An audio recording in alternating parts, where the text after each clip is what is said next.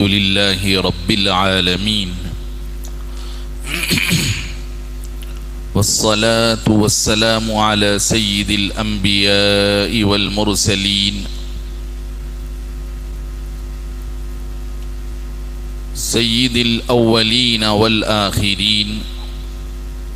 سيدنا ونبينا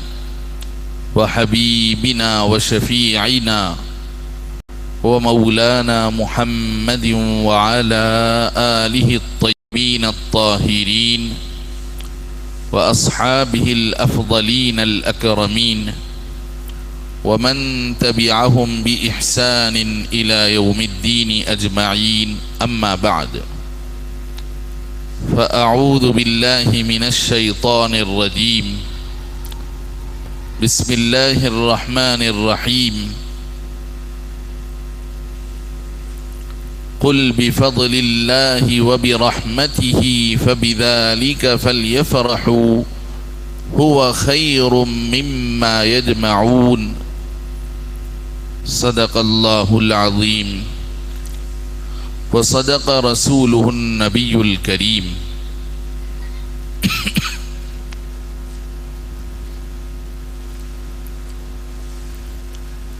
بس وہ نور پاک رب العالمین پیدا ہوئے،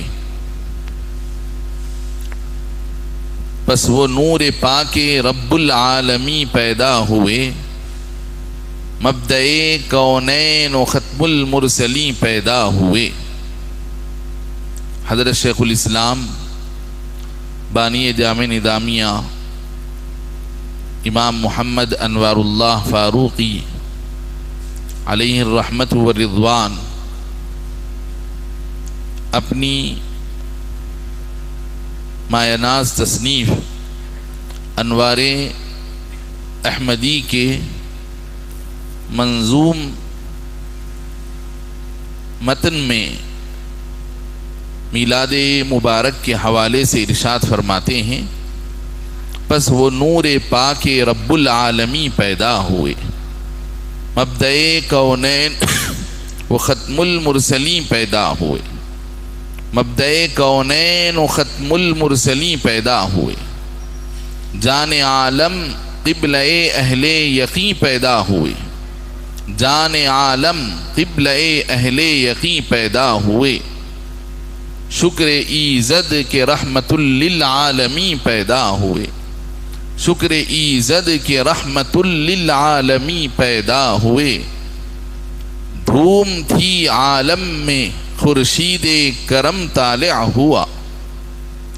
دھوم تھی عالم میں خورشید کرم طالع ہوا، ہاں کریں تعظیم اب نور قدم طالع ہوا،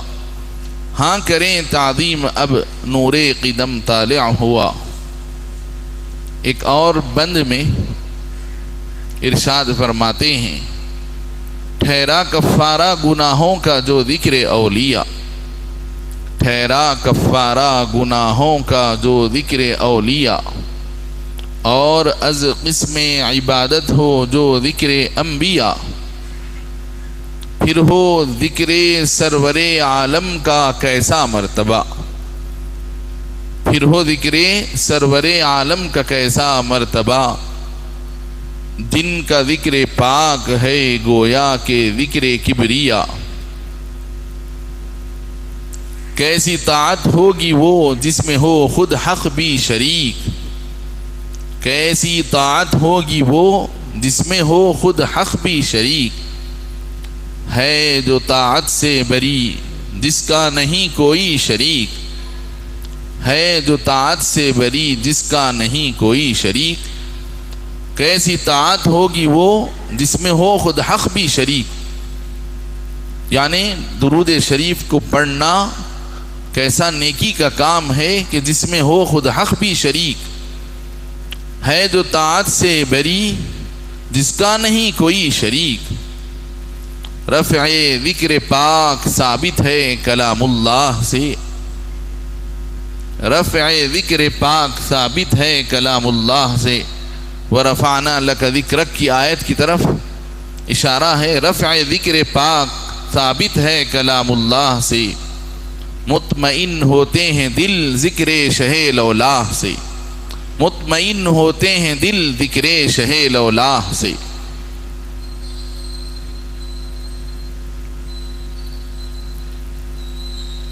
مجلس خطبہ میلاد کے داعیان معظم، پریسیڈنسی کالج کے ارباب مجاز، میرے کرم فرما محب محترم علی جناب اعجاز صاحب، پرنسپل سلطان العلوم ڈگری کالج، مسجد ہادہ کے امام و خطیب عزیزم حافظ زید عالم صاحب، شہنشین پر تشریف فرما علماء کرام اور بزرگان ملت و برادران اسلام، السلام علیکم ورحمۃ اللہ وبرکاتہ۔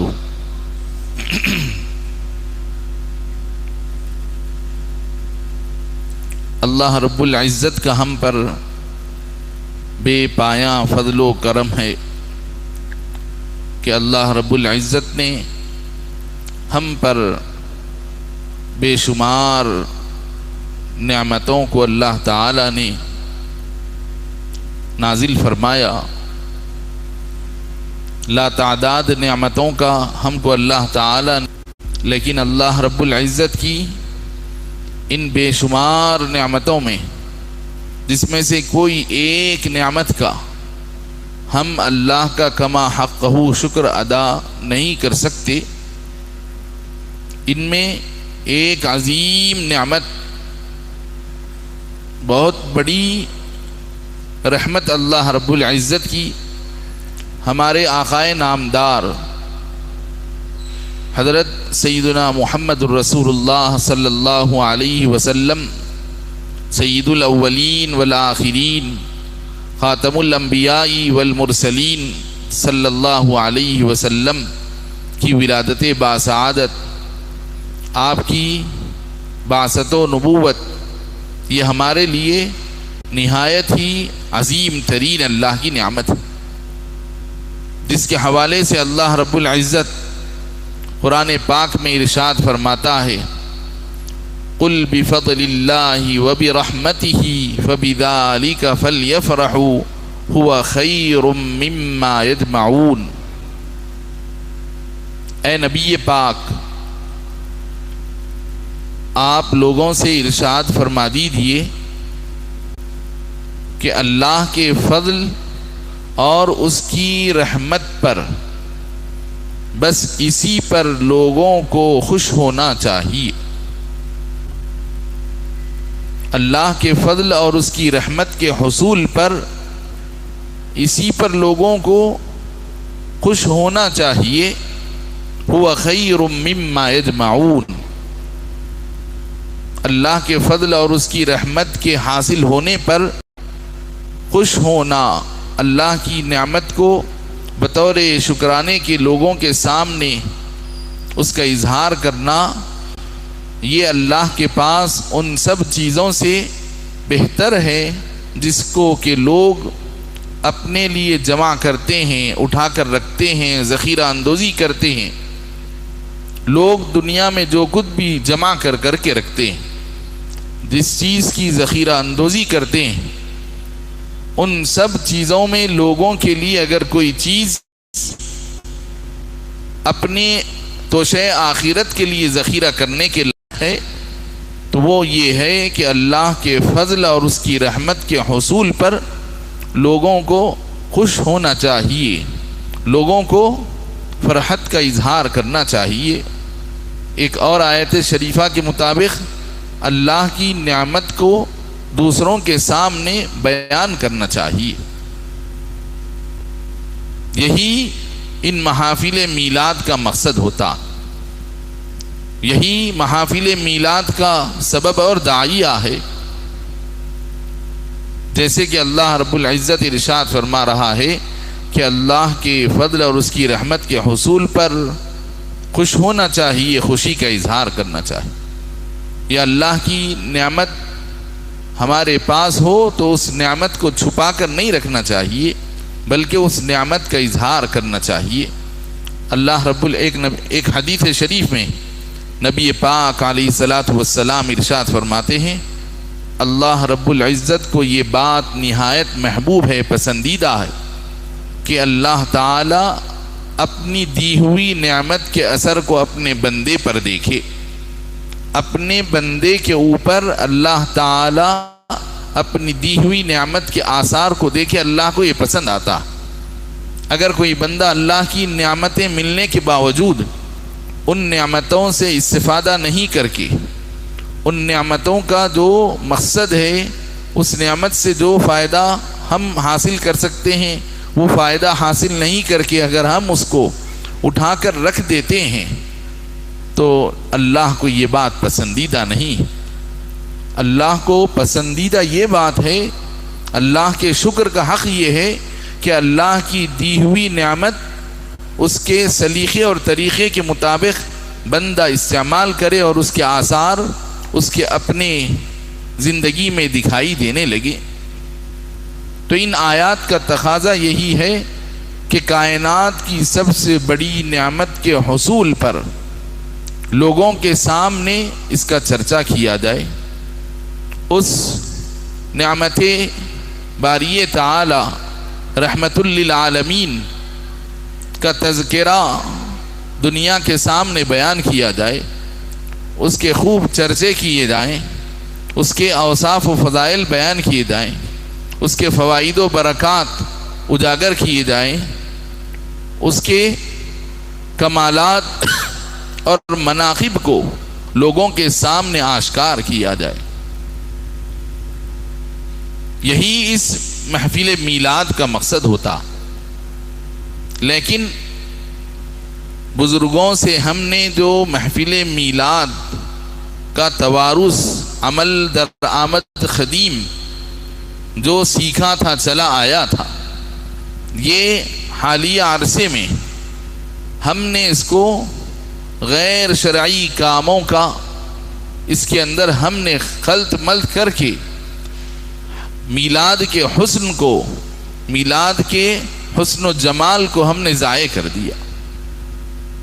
کہ بزرگان دین ان محافل میلاد کی بہت ساری حکمتیں، اس کی بہت ساری فضیلتیں اور برکتیں بتائے اور بیان کیے، اور انہوں نے اپنی زندگیوں میں اس کو محسوس کیا اور اس کو انہوں نے دوسروں کے سامنے بیان کیا۔ لیکن ہم نے اس کی جو اسپرٹ تھی، اس کی روح تھی، اس کو ہم نے اپنی من چاہی حرکتوں سے، اپنی من پسندیدہ نفسانی خواہشات کے مطابق اس کے اندر غیر شرعی کاموں کو داخل کر کے ہم نے اس کے حسن کو ضائع کیا، اور اللہ کے نبی پاک صلی اللہ علیہ وسلم کے مشن کو، آپ کے دین کو ہم نے داغدار کیا۔ اس کے ہم اللہ کے پاس جواب دہ ہوں گے۔ حاضرین محترم، محافل میلاد کیوں منائی جاتی ہیں، اس کا مقصد کیا ہے، اور اس میں کن چیزوں کا اہتمام ہوتا ہے اور ہونا چاہیے، اس بارے میں بزرگان دین نے تفصیل کے ساتھ ایک ایک چیز کو واضح کیا۔ خود ہمارے اس شہر کے ایک عظیم المرتبت بزرگ حضرت شیخ الاسلام بانی جامع نظامی علیہ الرحمت والرضوان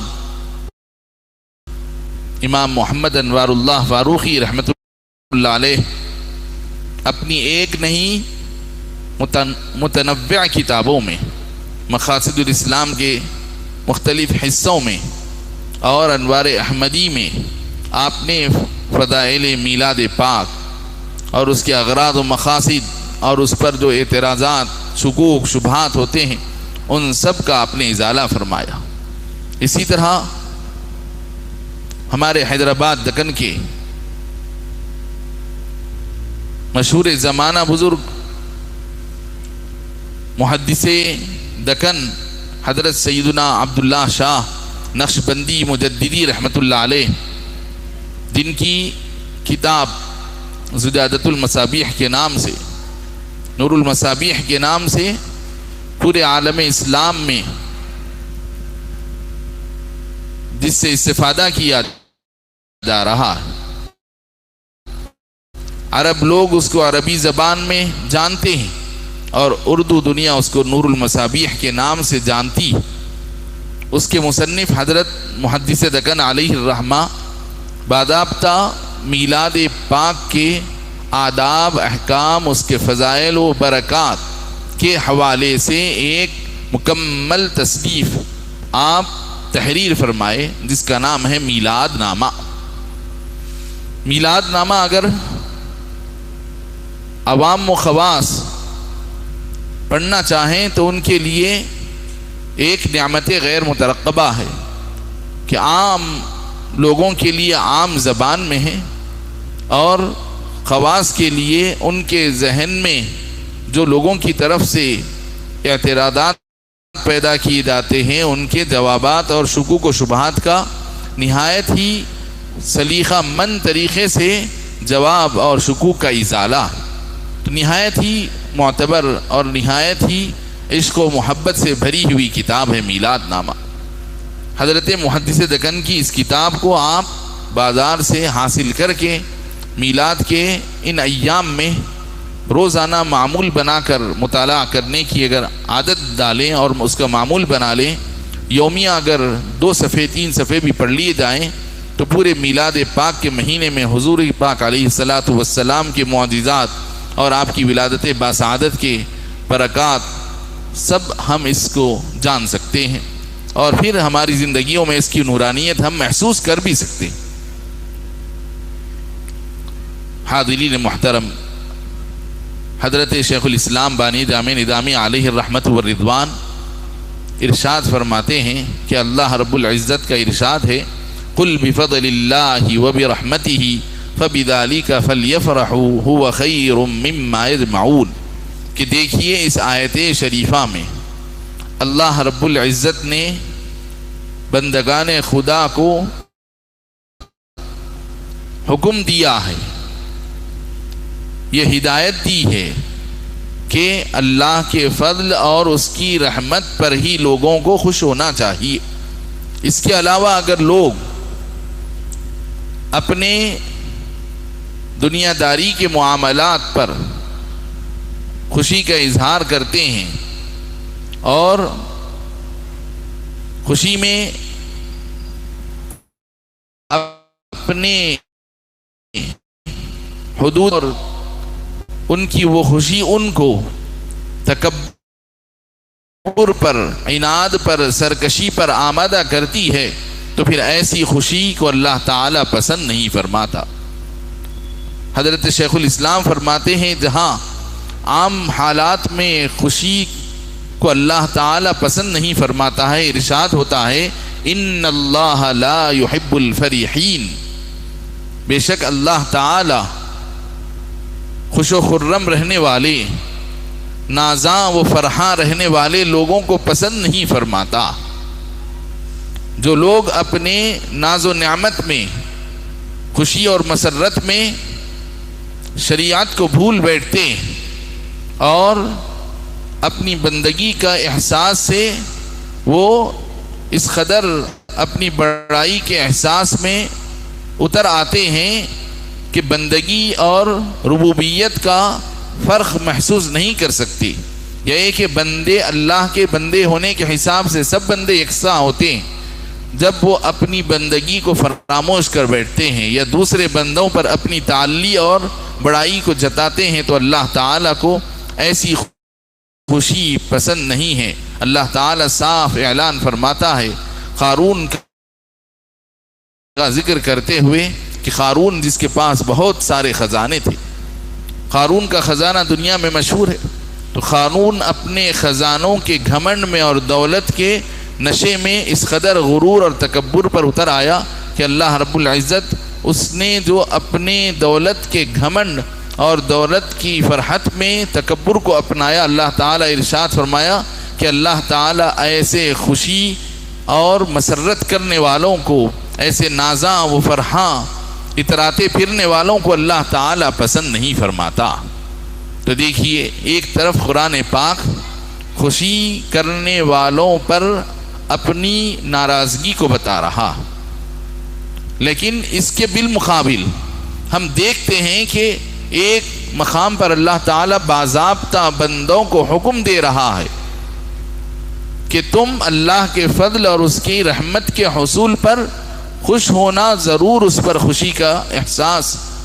اپنے اندر پیدا کرنا، خوشی کا اظہار کرنا۔ قل بفضل اللہ وبرحمتہ فبذلک فلیفرحوا۔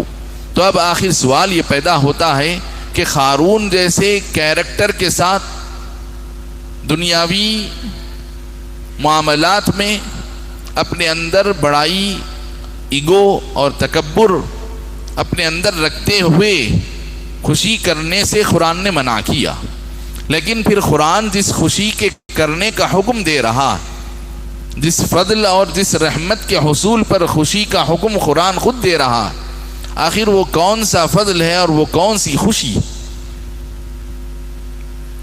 جس فضل خداوندی پر خوشی کی ہم کو اجازت دی جا رہی ہے، نہ صرف اجازت دی جا رہی بلکہ باضابطہ حکم دیا جا رہا، آخر وہ کون سا فضل خداوندی؟ تو مفسرین کرام بتلاتے ہیں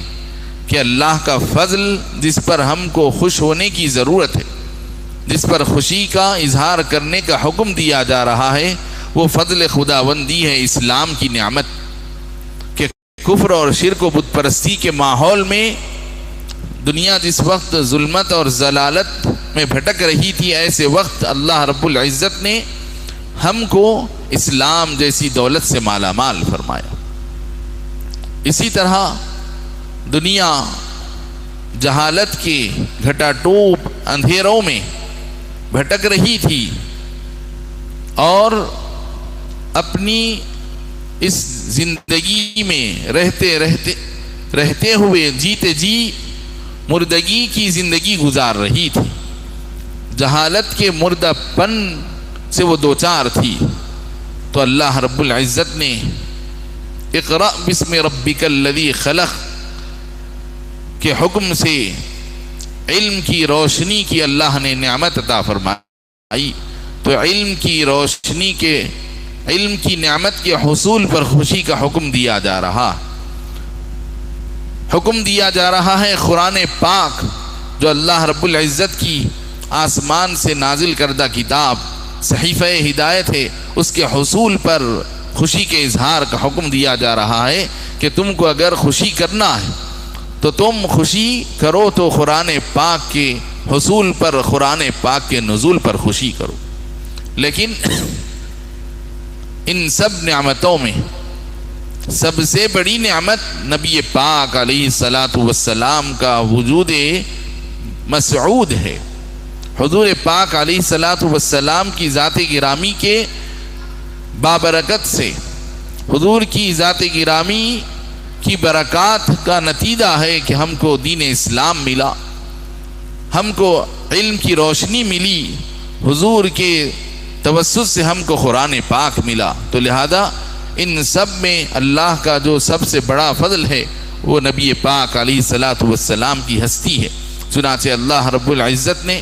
نبی پاک علیہ الصلاۃ والسلام کے لیے جو نام اللہ کے پاس منظور تھے، ان میں ایک نام نامی نبی پاک علیہ الصلاۃ والسلام کا فضل اللہ ہی ہے۔ نبی پاک علیہ الصلاۃ والسلام کے مبارک ناموں میں آپ کا ایک نام فضل اللہ ہے، باضابطہ حضور کا نام ہے، صفتی نام، کہ حضور اللہ کا فضل ہیں۔ آپ تو جانتے ہیں کہ حضور کا ایک اصل نام حضرت محمد صلی اللہ علیہ وسلم ہے، لیکن اس کے علاوہ اور بھی نام حضور کے ہوتے ہیں، سب جانتے ہیں۔ قرآن پاک کے شروع میں اللہ رب العزت کے اسماء حسنہ لکھے ہوتے ہیں۔ قرآن پاک کا جب ہم اٹا کھولتے ہیں تو اس کے بالکل آغاز میں اللہ رب العزت کے اسماء حسنی لکھے ہوتے ہیں۔ اسی طرح قرآن پاک کے اختتام کی طرف ہم دیکھتے ہیں تو وہاں نبی پاک علیہ الصلاۃ والسلام کے متعدد نام، 20 نام لکھے ہوتے ہیں کہ حامد، احمد، محمود، عاقب، حاشر وغیرہ وغیرہ حضور کے نام ہیں۔ تو اسی طرح حضور کے ان مبارک ناموں میں اور بھی بہت سارے نام ہیں۔ امام سیوطی نے تو حضرت نبی پاک علیہ الصلاۃ والسلام کے ہزارہ نام، صفتی نام بتائے، تقریباً 3000 نام اور ان کے معنی، مطالب اور تشریح ذکر فرمائے ہیں امام سیوطی رحمۃ اللہ علیہ۔ تو نبی پاک علیہ الصلاۃ والسلام کے اسماء مبارکہ میں ایک نام ہے فضل اللہ، اللہ کا فضل۔ حضور اللہ کا فضل ہے، جس کا ذکر اس آیت شریفہ میں ہو رہا کہ اللہ کے فضل پر خوشی کا اظہار کرنا چاہیے، کسی اور چیز پر خوش ہونے کی ضرورت نہیں ہے،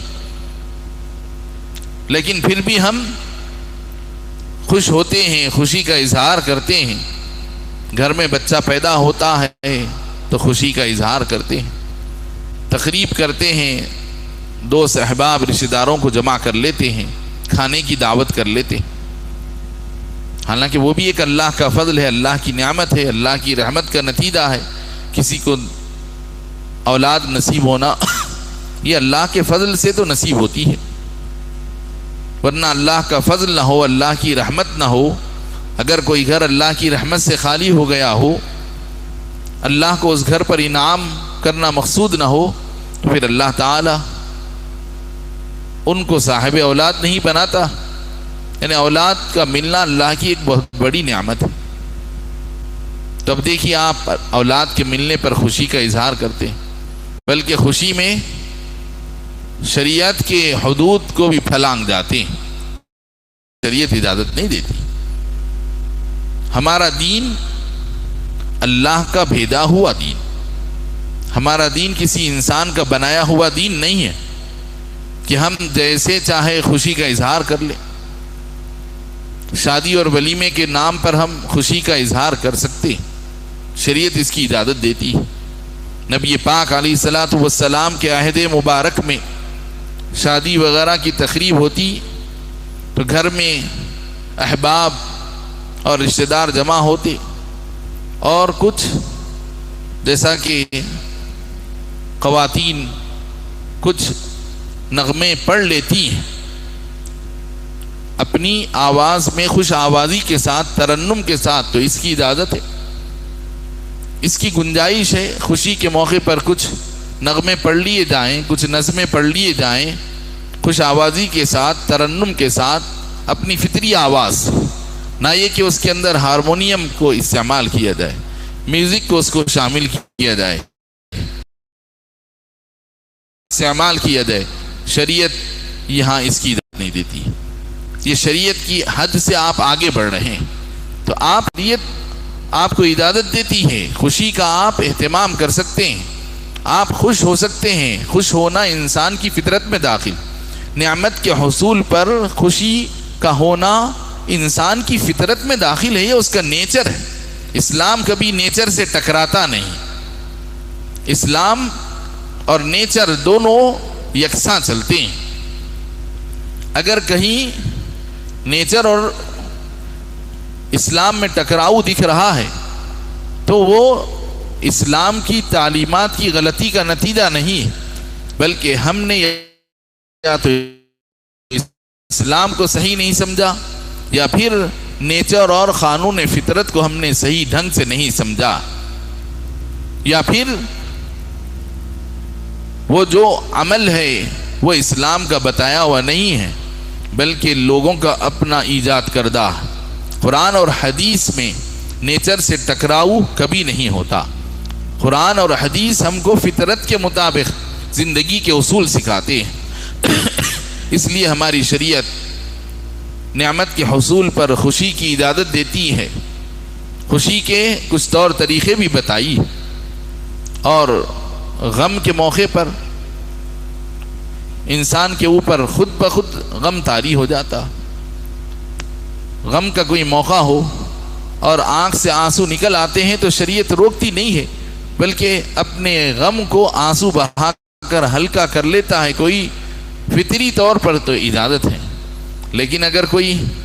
رسمی طور پر ایک ٹریڈیشنلی طریقے سے واویلا مچاتا ہے، ماتم کرتا ہے، تو شریعت کہتی ہے یہ تو تمہارا فطری غم نہیں ہے، یہ تو تم ایک رسم بنا لی ہے، یہ تو ایک تمہارا اپنا ایک مراسم ہے جس کو تم اڈاپٹ کر کے رکھ لیے ہیں. تمہاری طبیعت میں غم اگر جاری ہوتا ہے تو کوئی رکاوٹ نہیں. تو فطری طور پر اگر غم جاری ہو جاتا ہے تو کوئی رکاوٹ نہیں. تو بہرحال چاہے خوشی کا موقع ہو یا غم کا موقع ہو، شریعت کے پاس احکام اور آداب ہیں، ان کو سیکھنے سمجھنے کی ضرورت ہے. لہذا آپ دیکھیے مسلمانوں کو رمضان المبارک کے اختتام پر عید آتی ہے، تو اس عید میں ہم کو خوشی کے جو انداز اور طریقے بتایا گیا کہ عید الفطر جب آتی ہے تو لوگوں کو یہ کہ ان کے پاس ان کی اپنی سہولت، ان کی اپنی حیثیت اور استطاعت کے موافق جو خود بھی اچھے سے اچھے بہتر کپڑے ہو پہنے. شریعت خود کہہ رہی ہے کہ جو کچھ ان کے پاس اچھے سے اچھا بہتر سے بہتر کپڑا ہو پہنے. بہتر ہے کہ نیا ہو تو بہت اچھی بات، نیا کپڑا پہننے کا اہتمام کریں.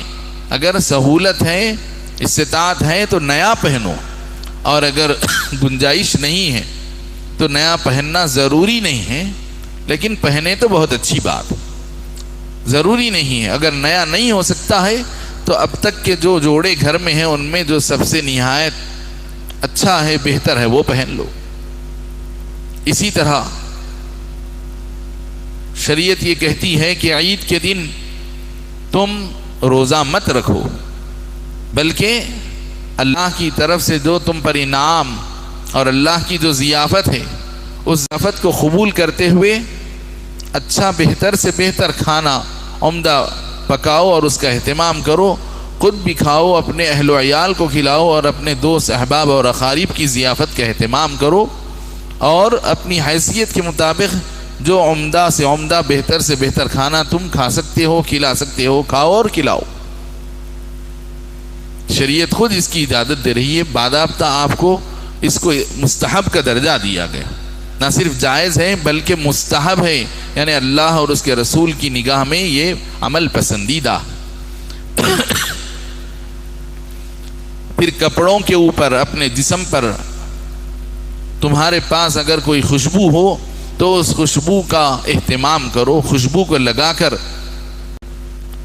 عید کے لیے، عید کو منانے کے لیے عیدگاہ کی طرف جاؤ. تو آپ دیکھ رہے ہیں یہ ساری چیزیں کیوں ہیں. شریعت باضابطہ حکم دے رہی ہے ہم کو کہ اچھا کپڑا پہنو، اچھا کھانا کھاؤ، اور معطر ہو کر نہایت سلیقہ مندی اور نہایت منظم طریقے سے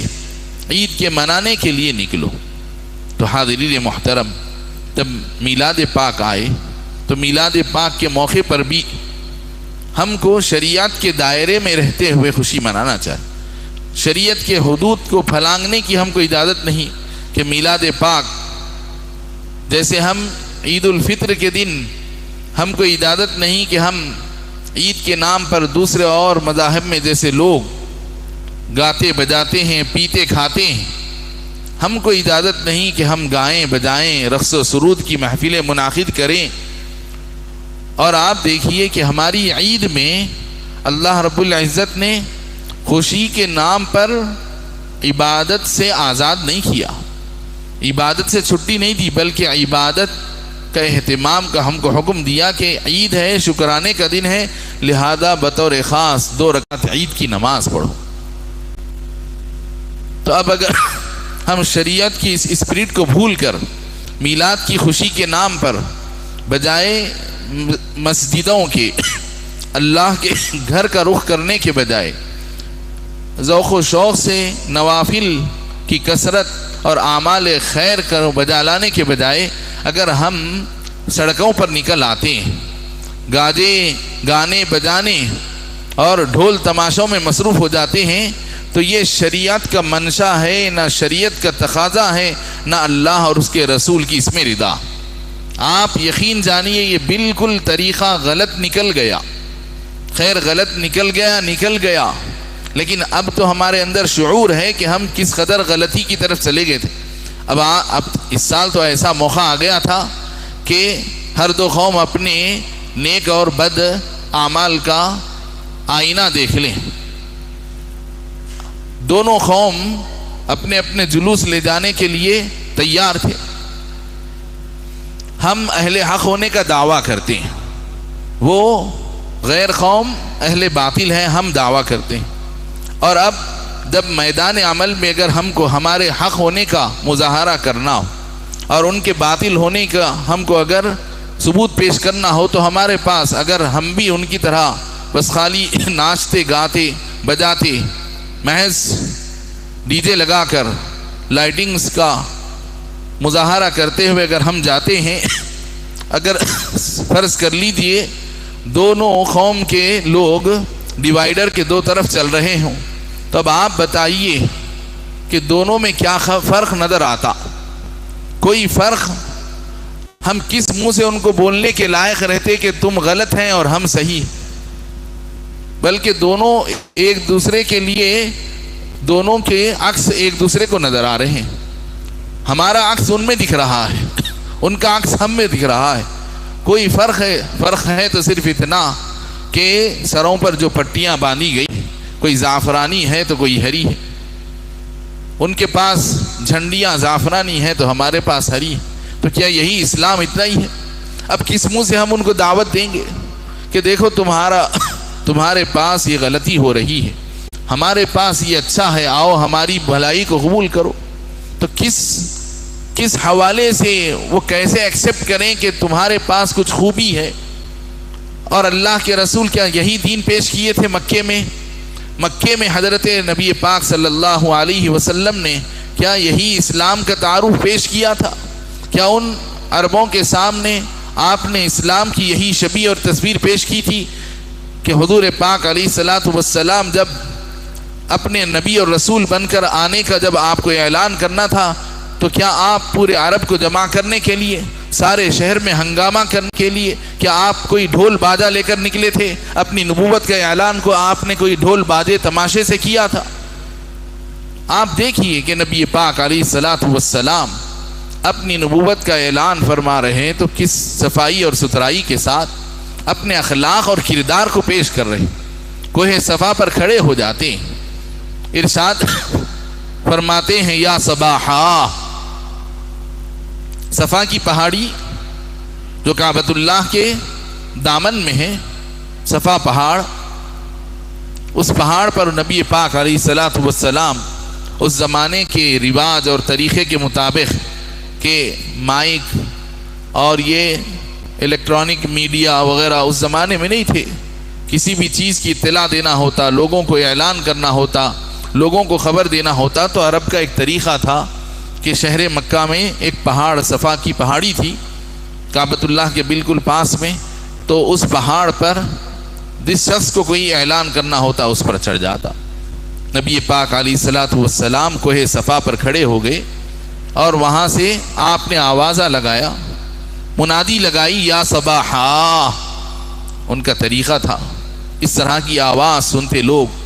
تو سارے جوخ در جوخ، کشاں کشاں آواز دینے والے کی آواز پر متوجہ ہو کر گھروں سے نکل آتے۔ جب سارے لوگ حضور کے سامنے صفا پہاڑی کے روبرو جمع ہو گئے تو نبی پاک علیہ الصلوۃ والسلام اپنے اعلان نبوت کے لیے، اپنی حق و صداقت کو پیش کرنے کے لیے آپ نے اپنے اخلاق کو پیش کیا، اپنے کیریکٹر کو دلیل بنایا۔ اپنے اخلاق کا حوالہ دیتے ہوئے ارشاد فرمایا، لوگوں اگر میں تم کو یہ کہوں کہ اس پہاڑی کے پیچھے کی جانب سے ایک لشکر تم پر حملہ آور ہونے جا رہا، اگر یہ کہوں میں کہ تم پہاڑ کی اس جانب ہو اور پہاڑ کے پیچھے ایک لشکر کھڑا ہوا ہے جو تم پر حملہ آور ہونا چاہتا ہے، تو کیا تم میری اس بات کو سچا مان سکتے ہو؟ کیا تم اس دعوے میں میری تصدیق کر سکتے ہو؟ تو سبھوں نے کہا کیوں نہیں، ضرور، ہم آپ کو سچا اور امین جانتے ہیں، آپ کی بات پر ہم بھروسہ کرتے ہیں، کیونکہ ہم نے آپ کو، آج آپ کی عمر 40 سال ہو چکی ہے، اس پورے 40 سال عرصے میں، پیدائش سے لے کے 40 سال کے اس عرصے میں ہم نے آپ کو کبھی کوئی جھوٹ بولتے، کبھی کوئی دغابازی کرتے ہوئے، کبھی کوئی فریب کاری کرتے ہوئے ہم نے آپ کو نہیں دیکھا، لہذا ہم آپ کی بات کو ہم مان سکتے ہیں، آپ کی بات پر ہم یقین کرتے ہیں۔ اب حضور پہلے اپنی حق و صداقت کا آئینہ قوم کو دکھائے، بے داغ، آپ نے اپنی حق و صداقت کا بے داغ چہرہ ان کے سامنے پیش کیا، اور پھر اب فرمایا لوگوں دیکھو میں تمہارے سامنے انی لکم نذیر مبین، کہ میں تمہارے پاس اللہ کی طرف سے ایک کھلم کھلا ڈرانے والا بن کر آیا ہوں، اللہ کے عذاب کے روبرو میں تمہارے سامنے ڈرانے والا بن کر آیا ہوں۔ دیکھو یہ شرک و بت پرستی کو چھوڑ دو، ختم کر دو، ایک اللہ وحدہ لا شریک کی عبادت کرنے والے بن جاؤ۔ نبی پاک علیہ الصلوۃ والسلام یہ پیغام دیے، آپ نے قوم کے سامنے یہ میسیج دیا، آپ نے اپنا یہ دعویٰ پیش کیا، تب آپ بتائیے حضور کا وہ فرمان، وہ ارشاد، وہ دعویٰ زیادہ اہمیت کا حامل تھا، یا آج ہم جو لوگوں کے سامنے ڈھول بادے تماشے ناچتے ہوئے سڑکوں پر نکل آتے ہیں، یہ زیادہ اہمیت کا حامل ہے؟ حضور کے اس اعلان سے بڑھ کر دنیا کو کسی اور چیز کی ضرورت نہیں تھی، اتنی اہم چیز کے لیے بھی حضور نے ناچ گانے بجانے تماشے کا استعمال نہیں کیا۔ لوگ یہ باجا گاجا اور تماشا ڈھول کیوں استعمال کرتے ہیں؟ تاکہ لوگوں کی نظر میں جچ جائیں، سارے ماحول کے اندر ایک شور برپا کر دیں، تاکہ ہر ایک کی نظر اپنی طرف ڈائیورٹ کرے، مقصد اتنا ہی ہوتا۔ لیکن حضور دنیا کے سب سے بڑے کام کے لیے تشریف لائے، لیکن حضور لوگوں کی نظروں کو اپنی طرف ڈائیورٹ کرنے کے لیے کسی تماشے اور ڈھول بادے کا استعمال نہیں کیا۔ یہ ڈھول باجا جس مجلس میں، جس سڑک پر ہو رہا ہے، یقین جانیے یہ اسلام کو ڈھانے والے ہیں، یہ وہ رسول سے تعلق ان کا نہیں ہے جو رسول کے ناچ گانے بجانے کی آلات کو توڑنے اور پامال کرنے کے لیے تشریف لائے تھے، یہ تو اس رسول کے لائے ہوئے دین کو ڈھانے والے لوگ۔ تو آپ ان سے چوکنا رہنا، آپ ان کو بولنا، ان کو نصیحت کرنا، ان کو بولنا کہ حضور کی میلاد ایسے نہیں منائی جاتی، حضور کی میلاد کے لیے آؤ، ہم تم مل کر کچھ 1 گھنٹے کے لیے درود کی محفل مسجد میں سجاتے ہیں، آؤ 1 گھنٹے کے لیے درود کا دستر بچھاتے ہیں، آؤ 1 گھنٹے کے لیے کچھ نعتیہ قصیدے حضور کی شان میں پڑھتے ہیں، آؤ ان ناچ گانوں کے مزامیر کو، میوزک کے آلات کو چھوڑ کر ان کو رہنے دو، آؤ باوضو ہو کر، نہا دھو کر، صاف کپڑے پہن کر آؤ مسجد میں آؤ، یا کسی پاک صاف معطر جگہ پر جہاں پر نہایت ہی صاف انداز میں فرش بچھایا گیا۔ یہ کون سی میلاد منائی جا رہی ہے؟ نہایت پاکیزہ رسول، جس رسول کو کھانے میں اگر لہسن آ جائے، جس رسول کو کھانے میں اگر لہسن ملا دی جائے تو وہ کھانا گوارا نہیں، فرشتوں کو تکلیف ہونے کے ناطے، فرشتوں کو اذیت کے ناطے اس کھانے کی بدبو فرشتوں کو نہ ہو جائے، وہ رسول اس کھانے کو کھانا نہیں پسند فرماتے، اس کھانے سے ہاتھ اٹھا لیتے۔ جو رسول کے اپنی مسجد میں کچی پیاز کھا کر آنے سے منع فرمائے،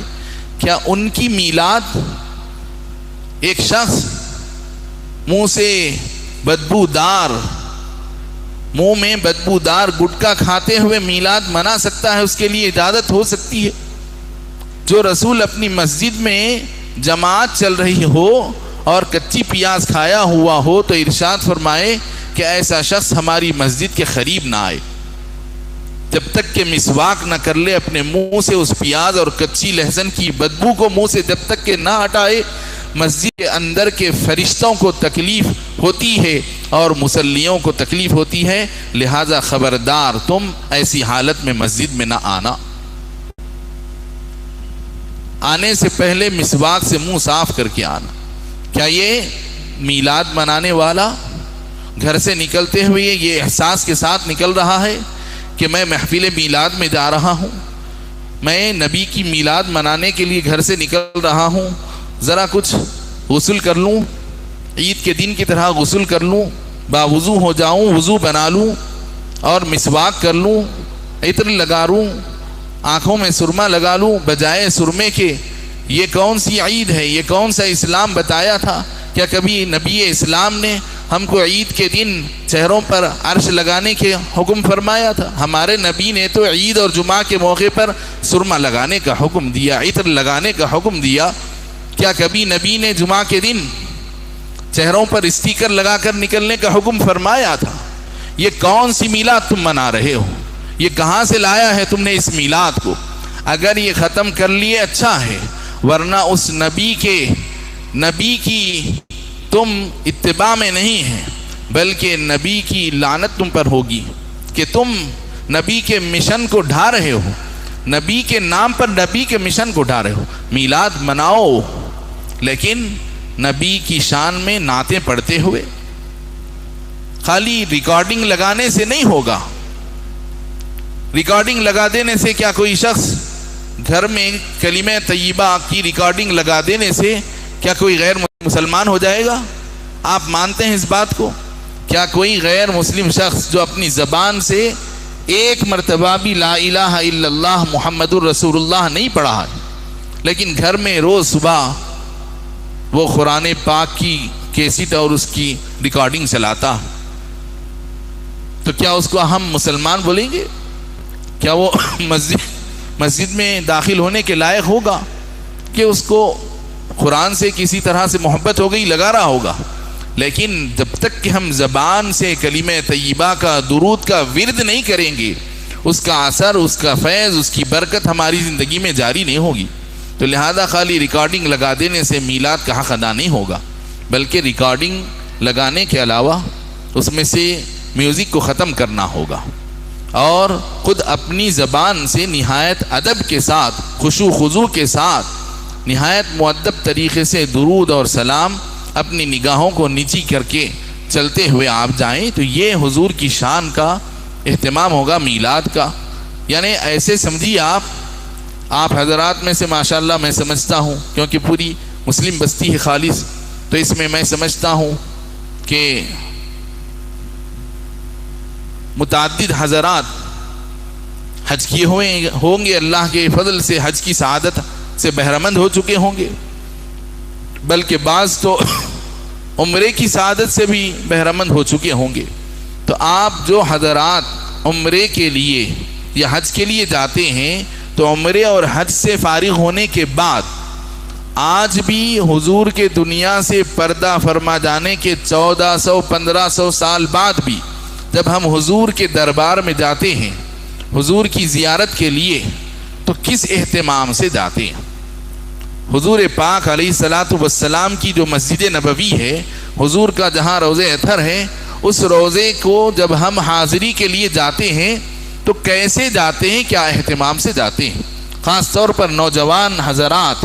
نوجوان بچوں، آپ حضرات سے میری گزارش ہے کہ حضور کی میلاد کے نام پہ آپ جب گھر سے نکلیں تو اس تصور سے نکلیں کہ شاید نبی پاک علیہ الصلاۃ والسلام کی جناب پہ ہماری حاضری ہو جائے، ہمارے خلوص پر اللہ رب العزت ہم کو حضور پاک علیہ الصلاۃ والسلام کی بارگاہ میں عالم روحانیت میں پہنچا دے گا۔ تو اس تصور سے اہتمام کر کے جائیں، راستوں میں چیخ و پکار نہ کریں، راستوں میں راستے کو روکنا، راستے میں رکاوٹیں کھڑی کرنا، یہ ہمارے نبی کی شان نہیں ہے۔ ہمارے نبی کی شان تو یہ ہے کہ راستے میں اگر کوئی کچرا ڈالتا، کانٹے بچھاتا تو آپ اس کچرے کو، کانٹے کو ہٹاتے اور ارشاد فرماتے اماطۃ الاذی عن الطریق صدقۃ، کہ ایمان کے 70 سے زیادہ شاخیں اور برانچز، ایمان ایک بہت بڑا درخت ہے، ایمان ایک بہت بڑا درخت ہے، سمجھیے آپ، اور اس درخت کے اوپر 70 سے زیادہ شاخیں ہیں، اور اس میں کی سب سے مین اور اہم شاخ جس کو آپ اسٹیم کہتے ہیں وہ ہے لا الہ الا اللہ، اور باقی اس کی جو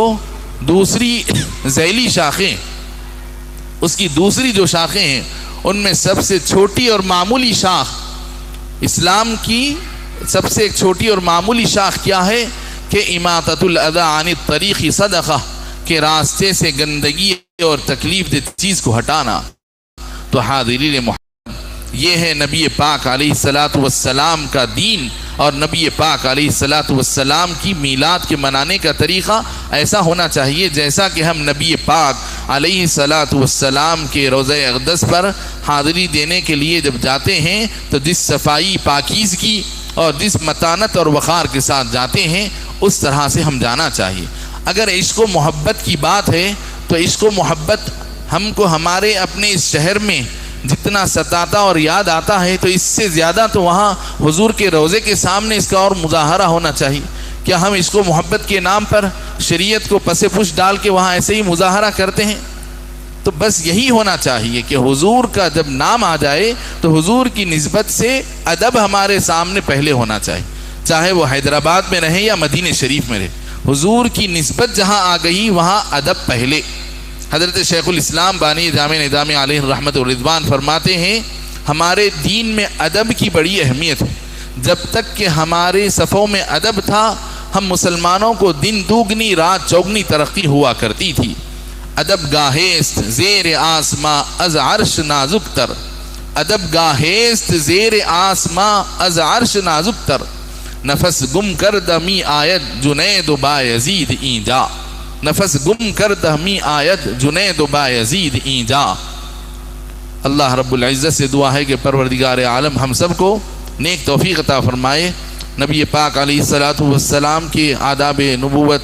اور احکام بارگاہ رسالت سے اللہ تعالی ہم کو آگاہ فرمائے اور اس کا اہتمام کرنے کی ہم کو توفیق عطا فرمائے، عزت کی زندگی، ایمان کی موت نصیب فرمائے۔ اللہ تعالی ہم کو زمین کے فتنوں اور آسمان کی بلاؤں سے محفوظ فرمائے۔ وصلی اللہ تعالی علی خیر خلقہ سیدنا محمد وآلہ وصحبہ وبارک وسلم اجمعین والحمد للہ رب العالمین۔